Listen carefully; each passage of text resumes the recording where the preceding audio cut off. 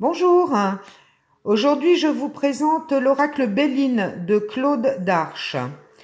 Donc il se compose de 53 lames, dont 49 sont régies par les 7 planètes, 3 sont dites premières et une d'exception. Donc la première, c'est la carte bleue, elle est la carte bénéfique par excellence. La deuxième, donc la destinée, c'est la première carte. J'ai envie de vous dire, elle correspond à « Aide-toi et le ciel t'aidera ». Ensuite, vous avez l'étoile de l'homme et l'étoile de la femme qui sont les éléments masculins et féminins du jeu. Donc la première planète, c'est le soleil, avec le signe jaune.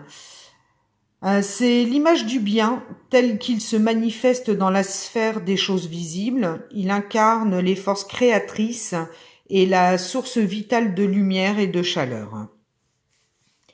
La seconde, c'est la lune. Donc regarde la beauté du croissant qui, venant de paraître, déchire de ses rayons la lumière des ténèbres. Il est l'astre de la nuit. La lune n'est pas fixe.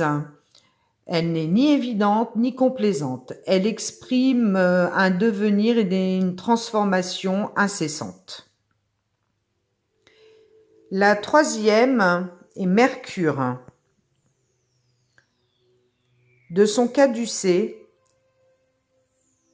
Hermès charme à son gré les yeux des mortels ou réveille ceux qui dorment. Il est considéré comme un médiateur qui facilite les moyens d'échange entre la terre et le ciel. La quatrième planète, c'est Vénus. Celui qui est touché par l'amour ne marche jamais dans l'ombre. Elle montre la route vers les étoiles, elle voit au-dessus des apparences. La cinquième est Mars. Prends garde, c'est la guerre et le drame. Donc là, avec ces cartes-là, on se bat pour des faits plus que pour des idées. On combat, on gagne, au risque de se faire mal et de se blesser, au propre comme au figuré. On s'expose sans cesse, on prend des risques, on ose.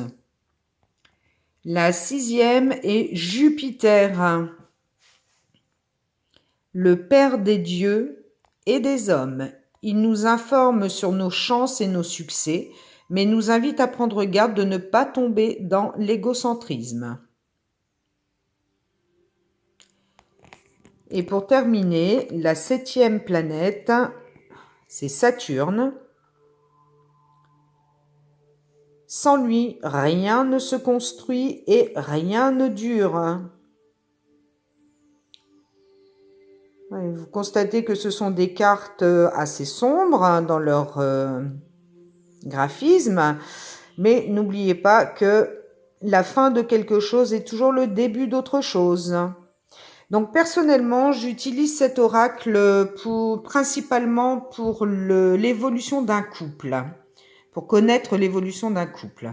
Donc on positionne l'homme à gauche, enfin l'étoile de l'homme à gauche et l'étoile de la femme à droite. Alors je vous ai sorti le petit livret pour vous montrer en fait comment réaliser le tirage. Donc comme je vous disais, l'étoile de l'homme à gauche, l'étoile de la femme à droite. La première et la deuxième carte montrent l'état d'esprit de l'homme. Vous tirez ensuite la troisième et la quatrième carte pour l'état d'esprit de la femme.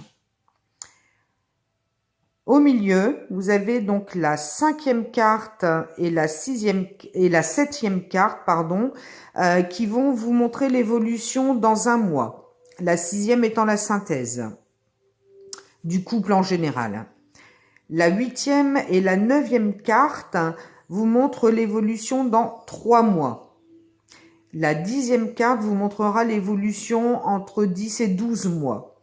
Et en général, ce tirage est vraiment très parlant et très intéressant en fait pour la personne qui consulte pour savoir ce que son conjoint ou sa conjointe a dans la tête par rapport au couple.